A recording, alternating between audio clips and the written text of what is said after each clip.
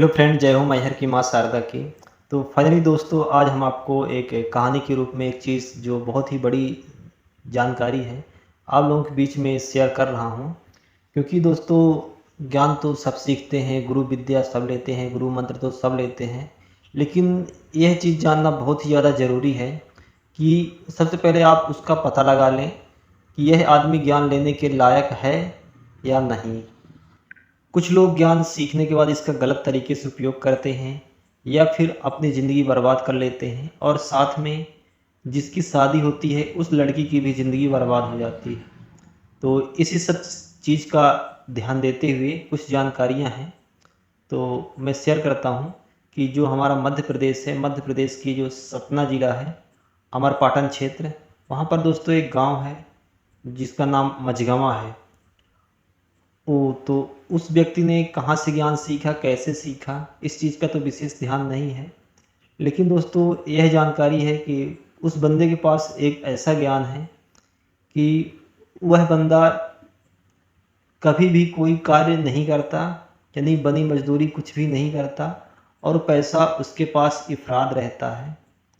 और उस उसे किसी भी चीज़ की ज़रूरत पड़े तो वह व्यक्ति अपने जेब में हाथ डालता है और पैसा निकालता है, सामने वाले से कोई सी चीज़ खरीद लेता है।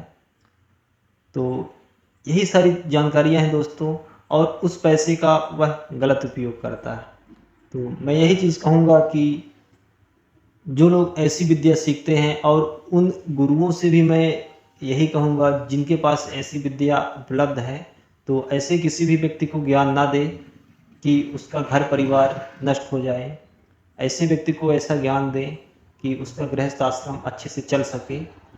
तो वह व्यक्ति उस ज्ञान का गलत उपयोग इस तरह से कर रहा है, जैसे शराब पीना, गांजा पीना, इस तरह से उपयोग कर रहा है। तो मैं आप लोगों से शेयर करना चाहूँगा कि ऐसा ज्ञान किसी को ना दें, और समाज में भी इसका बहुत ही गलत प्रभाव पड़ता है। अगर वह इस ज्ञान का एक सही उपयोग कर रहा है तो बहुत अच्छी बात है, और वह व्यक्ति यह ज्ञान को किसी को बता भी नहीं रहा है और इसका गलत उपयोग कर रहा है।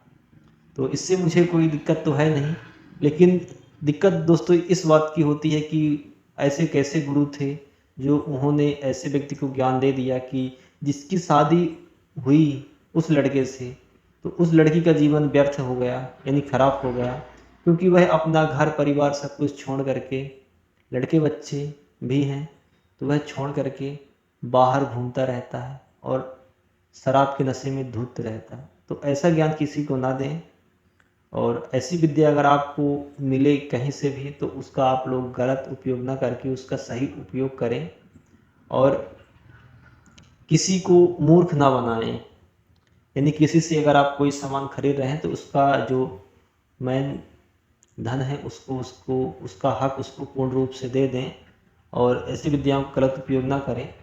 तो इस विद्या का जो दोस्तों नाम है मिस्मरेजम।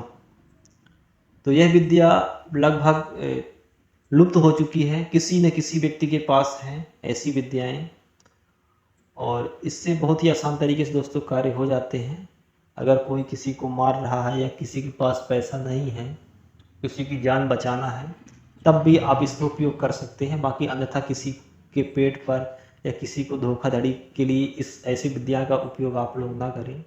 कुछ लोग तो गुरु का कसम, गुरु का बंधन भी तोड़ देते हैं और ऐसी विद्याओं का गलत उपयोग करते हैं। तो मैं आप लोगों से यही कहना चाहूँगा कि अगर आप विद्या ढूंढें अगर कोई सी भी, तो आप मिस्मरेजम विद्या का उपयोग करें, क्योंकि यह विद्या आज डेट पर होना बहुत ही ज़्यादा ज़रूरी है। अगर आपकी टोला पड़ोसी कहीं पर भी अगर यह विद्या मिले तो आपको ग्रहण कर लेना है और इसका सही उपयोग करना है। और जो छोटी छोटी ये विद्याएँ हैं, तंत्र मंत्र, झाड़ फूँक, इसको भी आप सीख लें बचाव के लिए, अपनी रक्षा सुरक्षा के लिए। और आप ऐसी विद्या ना सीखें जैसे कि फलाने को मारना, फलाने के पास ऐसे क्रिया कर देना, फलाने को बाण चलाना। यह दोस्तों क्रियाएं उस पर आती हैं जैसे दोस्तों कि आपको किसी ने कुछ गलत शब्द से आपको बोला, ठीक, एक्स वाई जेड, अगर आप उसकी बातों पर आपने ध्यान नहीं दिया तो वह गलत उसी के ऊपर ऑटोमेटिकली प्रभाव उसका हो जाता है। यानी कि अगर आप आसमान में पत्थर फेंके हैं, अगर आसमान ने इस पत्थर को ग्रहण नहीं किया तो वह डायरेक्टली आपके ऊपर ही गिरेगा, यानी ज़मीन पर ही गिरेगा, वापिस वह प्रतिक्रिया रूपांतरित हो जाएगी। तो आप ऐसी गलत विद्या का प्रयोग ना करें कि जब आप किसी के ऊपर ऐसी गलत विद्या को चलाएं तो वह उसके ऊपर ना जा करके आपको ही हानि हो और फिर इसका तोड़ भी ना मिले और कोई ऐसी विद्या का कोई सहारा भी नहीं देता है। तो इसमें और भी हानियाँ होती हैं। यह दोस्तों पीढ़ी बाई पीढ़ी, वंशज बाई वंशज यह जो इनसे वीर या शक्ति उत्पन्न होती है यह रहती है, और जिस स्थान पर सिद्धि करते हैं या जिस स्थान पर आप निवास करते हैं वहाँ यह विद्या के जो वीर होते हैं, देवी देवता होते हैं, वहाँ पर आकर के हाजिरी देते हैं, बैठते हैं और फिर से वो चले जाते हैं। तो जब उनको जो भोजन होता है, जो उनका भोजन नियम होता है, उसको अगर वो ग्रहण नहीं कराते हैं, नहीं उसको भोजन नहीं देते हैं, तो वह फिर घर के व्यक्तियों को भी वो परेशान करने लगते हैं। तो आप ऐसी विद्या ना सीखें।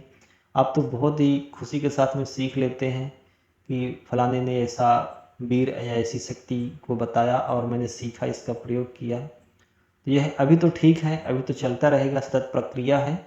लेकिन जब आपकी का देहांत हो जाएगा और इसके बाद आप इस दुनिया से जब चले जाएंगे, इसके बाद दोस्तों जो आपकी आने वाली पीढ़ियां हैं, तो क्योंकि आप तो चले जाएंगे ऑटोमेटिकली, और वो जो शक्तियाँ प्रकट हो चुकी हैं, उत्पन्न हो चुकी हैं, उसको तो कोई नष्ट करेगा नहीं। ठीक, तो वह आपके जो घर परिवार, बाल बच्चे हैं, नाती पोती हैं, तो उनको यह परेशान करते हैं। फिर इधर से उधर, इस चौकी से उस चौकी भटकना पड़ता है और लास्ट में इसका परिणाम 7 पीढ़ी तक उसको भुगतना पड़ता है। तो आप कोई सी भी ऐसी विद्या ना सीखें, और जो मिसमैरेजम है ऐसी विद्या सीखें और इससे गलत प्रयोग ना करें। गलत प्रयोग करने का अर्थ दोस्तों यह है कि अगर आपने मिसमैरेजम विद्या सीख ली, अगर आपने कोई कागज़ का टुकड़ा काट करके आप अपने जेब पर डाल लिए हैं और वह विद्या को आपने पढ़ दिया है, तो वह पैसे के रूप में रूपांतरित हो जाती है। इसके बाद आप कोई सी भी सामने वाला जो दुकानदार होगा उसको यही लगेगा कि हाँ यह पैसा है, और उसको दिखेगा भी कि यह पैसा है। इसके बाद काउंटर पर रखने के बाद वह ऑटोमेटिकली वह वहाँ से गायब हो जाएगा और आपको सामान भी मिल जाएगा, उसका छुट्टा भी दुकानदार की तरफ से आपको पैसा भी मिल जाएगा। लेकिन इसमें पेट तो दुकानदार का मारा जा रहा है, क्योंकि वह 2 पैसे कमाने के लिए वहाँ पर बैठा है, अपने बाल बच्चों को पालने के लिए बैठा है वहाँ पर। तो आप ऐसी विद्या का गलत प्रयोग ना करें। आप खेल दिखाने के तरीके से कर सकते हैं, जिसकी जो श्रद्धा होगी। कुछ लोग दोस्तों खेल दिखाने में भी गड़बड़ी करते हैं, लोगों के जेब से जो पैसा होता है वो अपनी विद्या के द्वारा उसे निकाल लेते हैं। तो अगर आपके पास ज़्यादा पैसा है, अगर आप जान रहे हैं कि यहाँ पर खेल लगा हुआ है, तो आप वहाँ पर ना जाएं। अगर आपको कुछ ऐसा ताबीज़ वगैरह चाहिए, या कि हमारा जब हम उस ताबीज़ को धारण करके रखें तो सामने वाले का खेल ना चले, तो उसके लिए आप संपर्क बना सकते हैं। लेकिन आप सही विद्या का प्रयोग करें और सही विद्या सीखें। तो यही जानकारी हम आपको देने के लिए आए थे। तो अगर यह जानकारी आप लोगों को पसंद आए तो लाइक ज़रूर करें, और चैनल पर नए हैं तो चैनल को ज़रूर सब्सक्राइब करें, क्योंकि ऐसे ही ज्ञानवर्धक वीडियो मैं आप तक लाता रहता हूं और तंत्र मंत्र से रिलेटेड वीडियो लाता रहता हूं। तो मैं दोस्तों बहुत सारे मैं मंत्र बता भी चुका हूं ऑलरेडी, और बहुत सारे मंत्र हैं बताने के लिए। लेकिन दोस्तों इसका जो गलत तरीके से लोग उपयोग करते हैं, तो बहुत ही ज़्यादा दुख होता है कि ऐसी विद्या सीख करके लोग गलत उपयोग करते हैं और लोगों से पैसा ऐंठने का कार्य करते हैं। तो मैं यही कहना चाहूँगा कि सही तरीके से प्रयोग करें, गुरु के बंधन वचन को न तोड़ें और अपना ईमानदारी के साथ कार्य को करते रहें। तो फिर मिलेंगे नेक्स्ट वीडियो में। अगर यह जानकारी पसंद आए तो लाइक ज़रूर करें, और चैनल पर नए सब्सक्राइब ज़रूर करें।